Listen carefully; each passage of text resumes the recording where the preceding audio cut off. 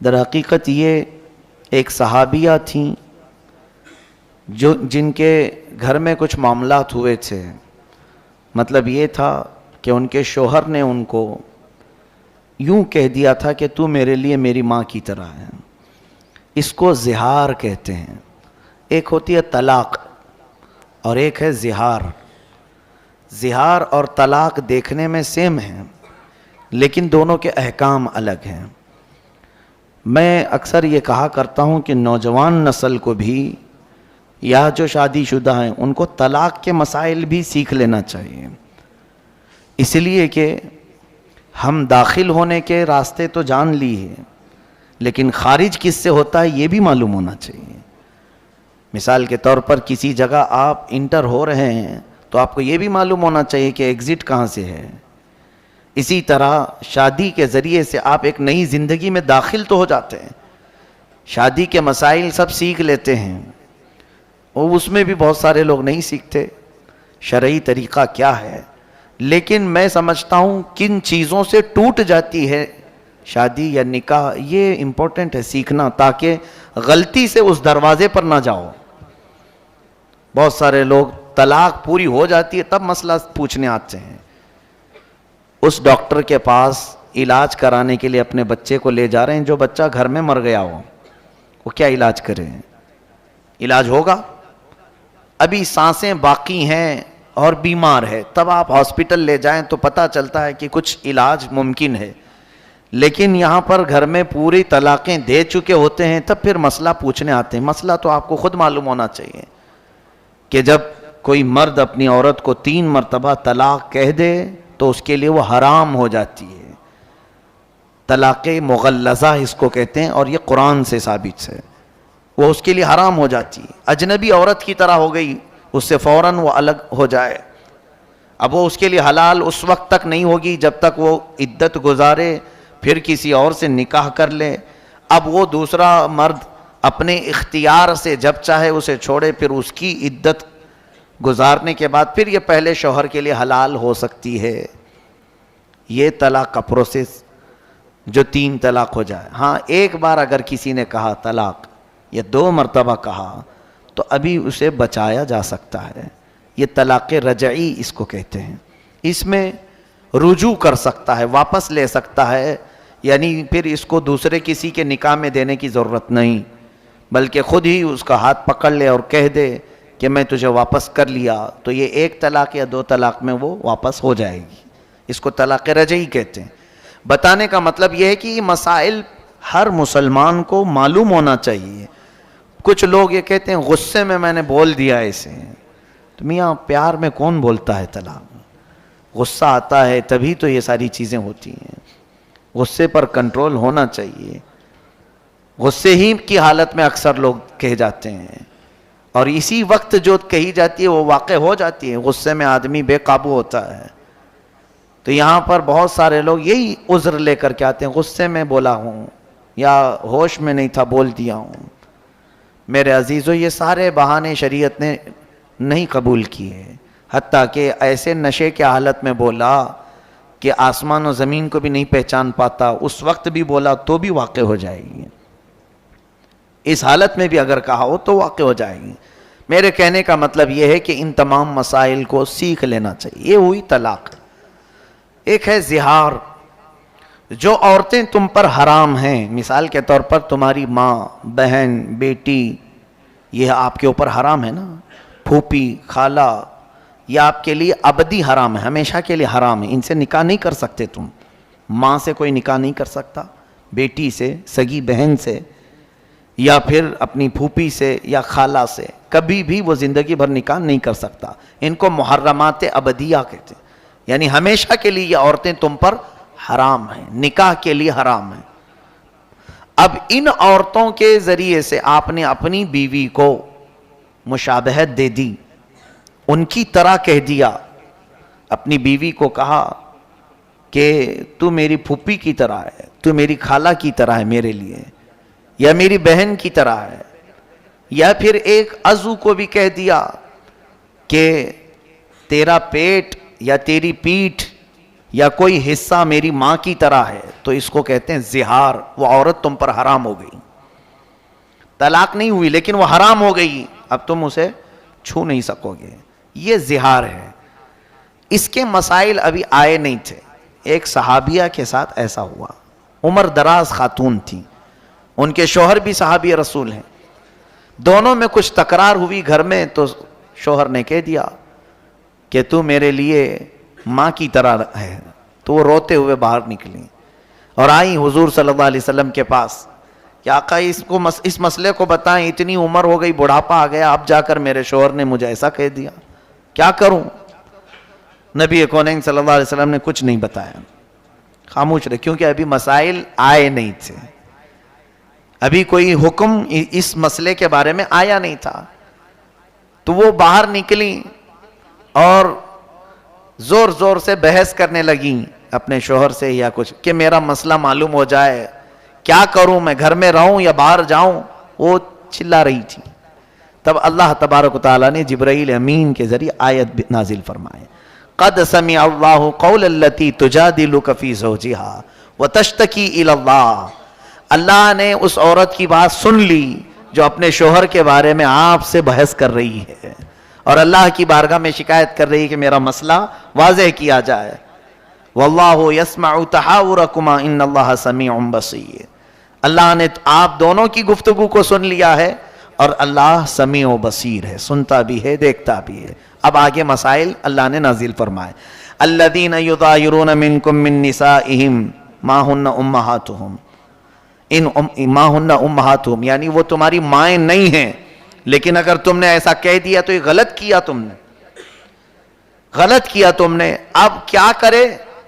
اللہ تعالیٰ فرماتا ہے والذین یظاہرون من نسائہم ثم یعودون لما قالوا فتحریر رقبۃ من قبل ان یتماسا. ایک غلام کو آزاد کرنا ہوگا جس نے بھی ایسا کہا ہے.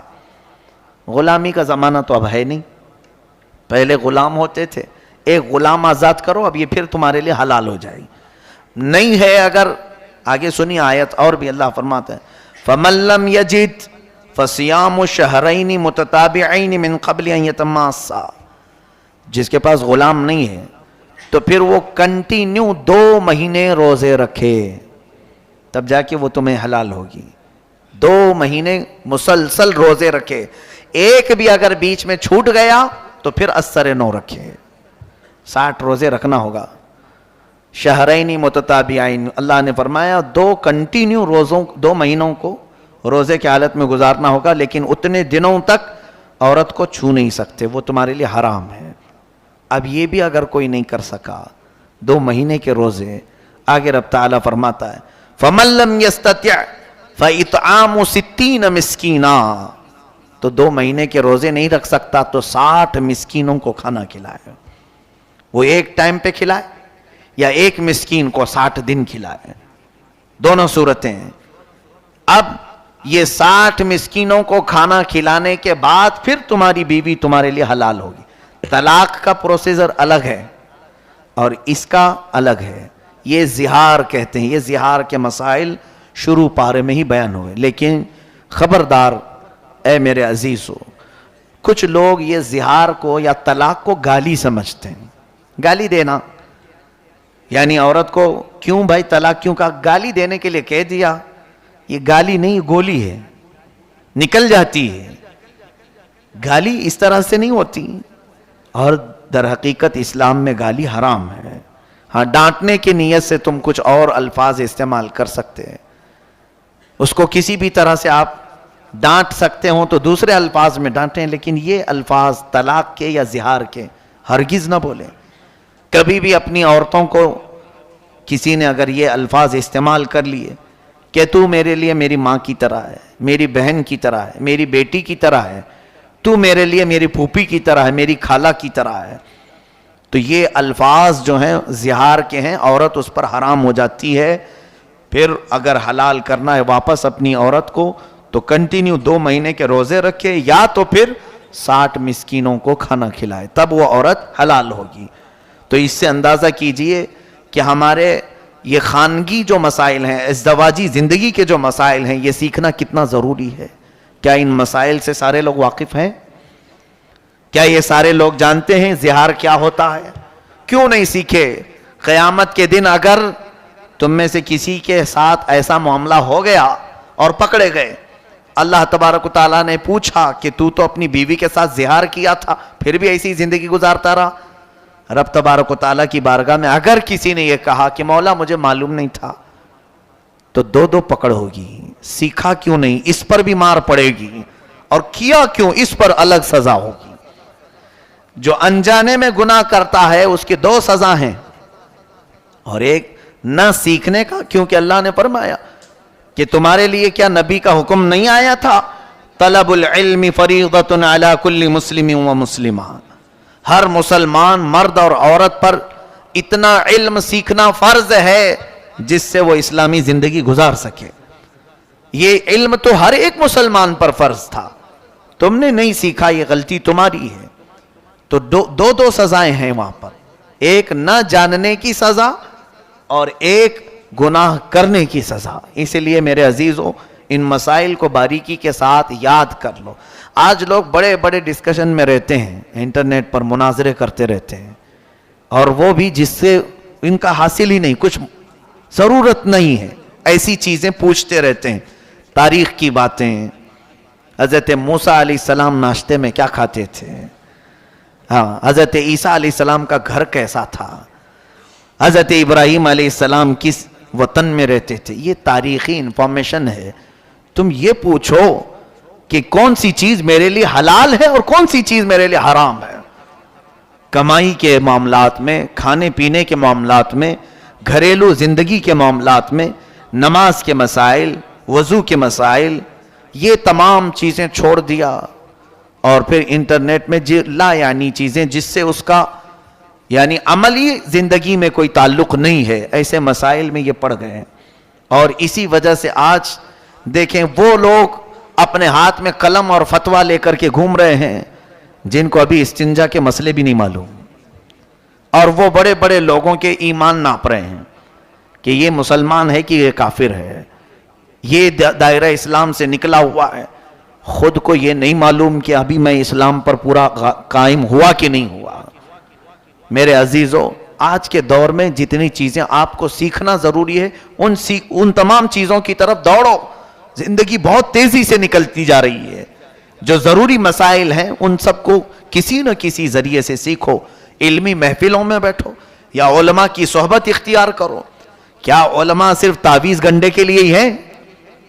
دھاگے دم درود اسی کے لیے ہیں علماء؟ بچے بیمار ہوں، گھر میں مصیبت ہو، اسی لیے علماء ہیں؟ علماء کرام کے پاس آپ زیادہ سے زیادہ علم سیکھنے کے لیے وقت گزارو۔ کئی چیزیں میں دیکھتا رہتا ہوں، علماء کا کام کیا ہے، ہم بھی اس دور سے گزر رہے ہیں، لوگوں نے ان کو کیا چیز بنا رکھا ہے۔ اگر کچھ اچھے لوگ ہیں، مؤدب لوگ ہیں، آتے بھی ہیں، تو وہ اپنی ضروریات کے اعتبار سے بیمار ہے۔ میں یہ منع نہیں کر رہا ہوں، ٹھیک ہے، اس کے ساتھ کچھ اور بھی چیزیں ہیں، کچھ محفلیں ہیں، علمی محفلیں، اس میں کیوں نہیں حاضر ہوتے؟ اپنے بیمار بچوں کو لے کر کے آتے ہیں۔ 2 طرح کے لوگ آتے ہیں، یا تو پھر دعا کروانے کے لیے، یا تو پھر لوگوں کی غیبت کرنے کے لیے۔ 2 طرح کے لوگ علماء کے پاس آتے ہیں، بیٹھ جائیں اور سارے لوگوں کی غیبت چھیڑ دیں، فلاں کیا کر رہے تھے، وہ یہ کر رہے تھے، وہاں ایسا چل رہا تھا۔ خود بھی گنہگار ہوتے ہیں اور علماء کرام کو بھی ایسے غیبت میں مبتلا کر جاتے ہیں۔ ایسے حالات سے گزرتے رہتے ہیں، ہم دیکھتے ہیں۔ میرے عزیزو، یہ علم سیکھنے کا موقع آپ کے پاس اگر مل گیا ہے علماء کے ذریعے سے زیادہ حاصل کر لو۔ سیدنا امیر حمزہ رضی اللہ تعالیٰ عنہ، سیدنا عمر فاروق رضی اللہ تعالیٰ عنہ فرماتے ہیں کہ ہم کو سورہ بقرہ سیکھنے میں 12 سال لگ گئے۔ 2.5 پارے کی سورہ ہے۔ کون؟ امیر المومنین عمر ابن خطاب رضی اللہ تعالیٰ عنہ۔ سورہ بقرہ سمجھنے، تفہیم، اس کی تمام چیزوں کو معلوم کرنے میں مجھے 12 سال لگ گئے۔ اور خود میرے آقا صلی اللہ علیہ وسلم سورہ ہود کے بارے میں فرماتے ہیں کہ سورہ ہود نے مجھے بوڑھا کر دیا، اور ہم ہیں کہ چھونا بھی نہیں چاہتے، قاعدے قوانین معلوم بھی نہیں کرنا چاہتے۔ ہو سکتا ہے کچھ علماء تھوڑی دیر کے لیے ناراض ہو جائیں آپ کے پوچھنے کے طریقے سے، لیکن چھوڑو مت. ہو سکتا ہے کوئی جھڑک دے لیکن چھوڑو مت، پھر حاصل کرتے ہی رہ جاؤ، لگے رہو.